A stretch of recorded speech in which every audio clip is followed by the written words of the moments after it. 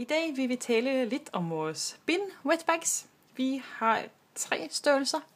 Vi har den lille lomme wetbag. Så har vi den lidt større wetbag med en knap og en lynlås. Og den store wetbag med 2 lynlåse. Den lille lomme wetbag passer til et bin. Og for at få bindet ned i, så tager du og folder hver ende ind, før du lukker den med knappen. Så kan den passe ned i lomme-wetbagen, og du kan have den med i tasken eller i din lomme.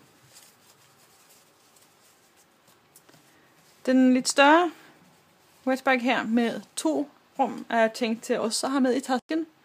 Der kan du for eksempel have de rene bind ned i knaplommen, og de brugte bind ned i lynlåslommen.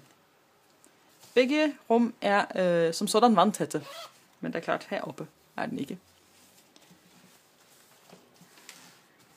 Til weekendtur eller til at have derhjemme, indtil du skal vaske, kan du bruge den store bin wetbag.